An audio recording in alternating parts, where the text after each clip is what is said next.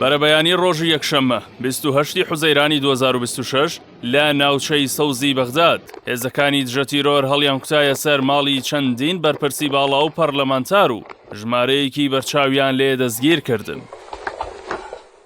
ئەم جوڵە لە ناکاوەی عەلی زەیدی سەرۆکوەزیرانی نوێ دوای 2 هەفتە دێت لە سەردانەکەی تۆم باراک نێردراوی تایبەتی دۆناڵد ترامپ بۆ عێراق.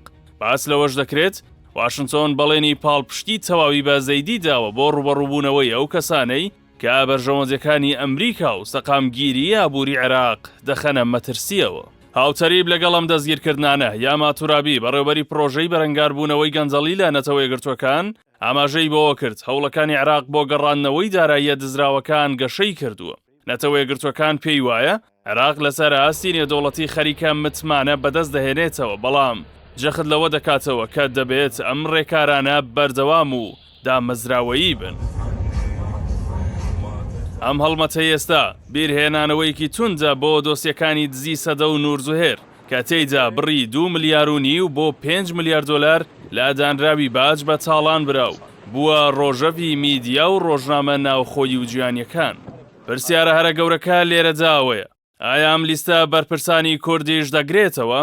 زانیاریە دزە پێکراوەکان باس لەوە دەکەن لەو لیستە ئەمریکیەی لای زەیدیە ناوی چەندین بەرپرسی باڵای کوردی تێدایە کە لە دۆسیەکانی قاچاقچێتی نەوت و سپیکردنەوەی دۆلار تێوەگلاون.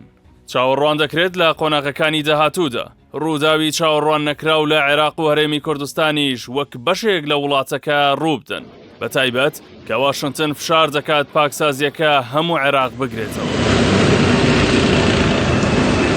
لە کاتێکدا بەغداد لە ناوبوو مەلەرزەی دەستگیرکردنی گەورە بەرپرساندایە، ئامەزراوەکانی هەرێمی کوردستان تا ئێستا نەیانتوانیوە یەک بەرپرسی باڵای حکومی یان حزبی لەسەر گەنجەڵی بدەنە دادگا. سەرڕای هەبوونی جەیان بەڵگە و ئاماژە لەسەر بوونی گەنجەڵی زەبەلاح لە جاهاتە ناوخۆیەکان و دۆسیەی نەوت لە هەرێمی کوردستان، بەڵام نابوونی چاودێری و سیستمی جادوەری بێلایەن لە هەرێم هێشتا لە ئاستی بەرژەوەندی حزبیەکاندا چەقی و